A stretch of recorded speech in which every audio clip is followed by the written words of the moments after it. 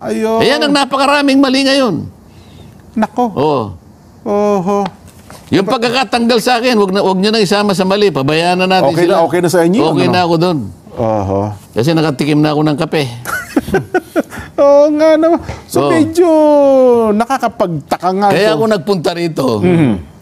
Aba dito, makakapagpaliwanag ako rito. Opo. Dito, hindi ako pipigilan ni Nelson. Iti ballpark figure. O Wala. sabihin mo na lang, marami, medyo marami, Aha. o marami.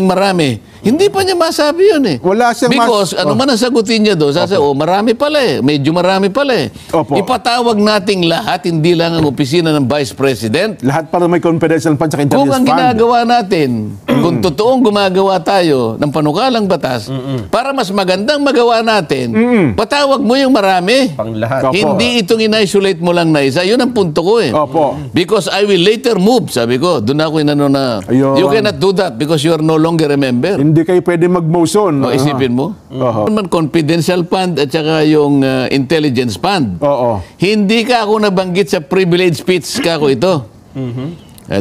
Binubulungan siya ng mga Opo, ng staff nasa tabi, niya doon. opo. Marami na siyang staff na abogado rin eh. Opo.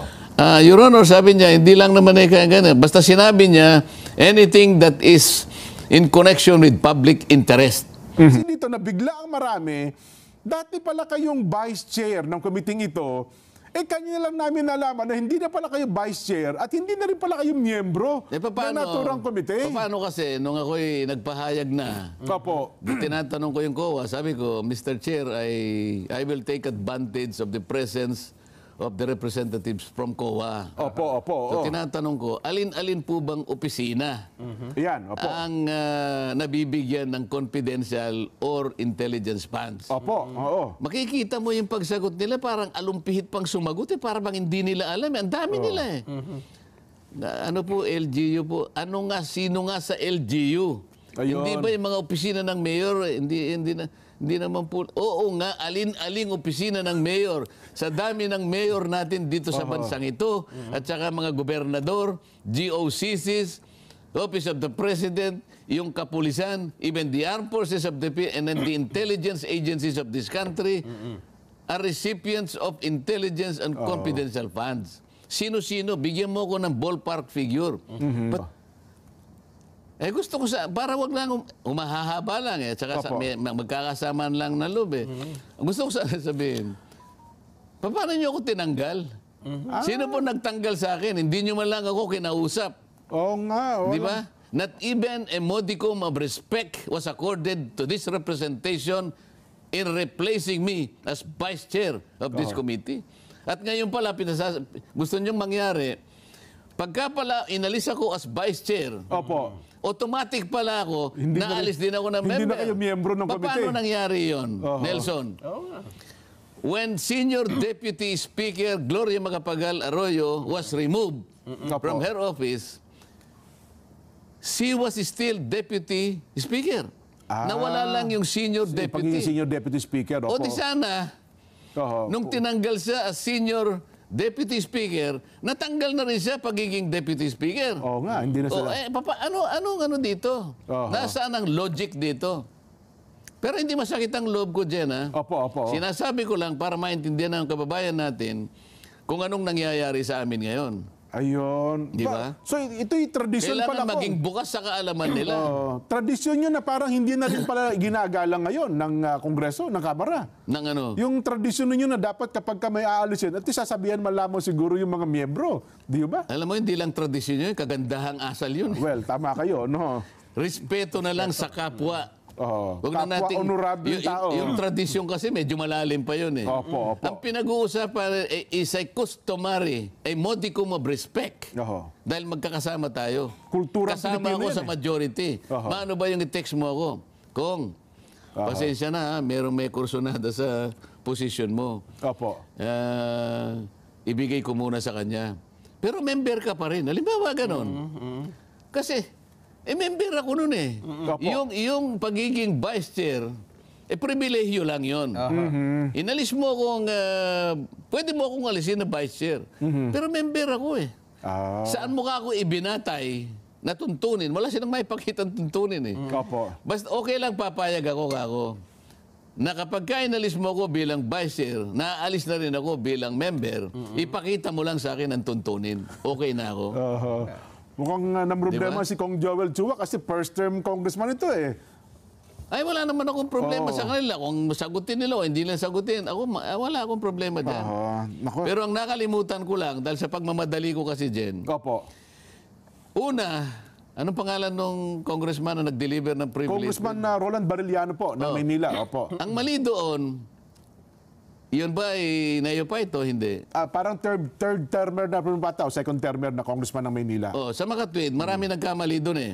Siya, at saka kung sino man yung kung sino man yung speaker nung panahon na siya nag-deliver, Opo. pati yung isang batalyon na kasangkot sa opisina Opo. ng majority leader. Oho. Kasi ang majority leader ang bastonero. Tama po. Plena rito eh. Lahat ng kanyang deputy majority leader, assistant deputy majority leader, hindi naman lang nila naisip na kapag ka ang isang panukalang batas, yung bill, ito yung panukalang Opo, batas, panukalang yung batas. budget. Oho. Kapag ka dinideliberate ang isang bill, Okay. kabawal-bawalan na may tatayo sa plenaryo at magdi-deliver ng privilege speech on the same subject matter. Bawal pala Tradisyon yun. yun, Bawal tradisyon. yun. Hindi lang kami, maski sa Senado magtanong ka, kilala mo naman si... Tama. Kung Francis Tolentino, Sentol, opo. Tanungin mo si Tol. Ayun. Tanungin mo si Robin Padilla, baka alam niya. Kay Sentol na lang po, okay na tayo. Tanungin mo kay Senator Jinggoy, baka hindi niya alam. So, ganun pala ang practice, Kong. Oo, nakalimutan ko. Opo. Kasi nga, medyo hindi pa ako kumakain kanina eh. Opo. Yan, sige. Siyempre, patawarin na nila ako. Ang dami ko rin ng mga... Nakalimutan niyo yung notes niyo. Pumunta ako sa kuryente, nagmamadali, ang lakas pa ng ulan. Yung note ko, hindi ko dala. Kasi kung binubulsa ko rito, ang ginawa ko, wala na. So, akala ko tapos na ako. Yung minota ko, na nandun sa pangatlong bahagi, hindi ko na naalala. Ayun. Ngayon, hindi pwedeng mag-deliver siya. Bawal yun. Dapat pala pinigil siya nung kung sino man nakatayo sa oras na yun. Bakit hindi pinigil ng presiding Di officer? presiding officer. Okay. Opo. So, wag na yun kasi deputy speaker yun eh. Opo. Bakit hindi pinigil ng majority leader? Okay, nakalimutan ng majority leader. Si Comanix. Paano yung nandun ng mga batalyon niyan generals? Ang mga bastonero niya nakalimutan. Yung bastonero, deputy majority, meron pang assistant. Mayroon pa mga SDML. Kasi alam ko yun, nung ako naging senior deputy rin ako. SDML, May mga 15 mga tauhan ako doon. Opo. Wala man lang bang nagsabi sa kanila, Your Honor, hindi ka pwedeng mag-deliver. Bawal yan. Bakit wala? Ito pa yung mali. Opo. Okay? Pagkatapos niya mag-deliver ng privilege speech, ni-repair sa rules.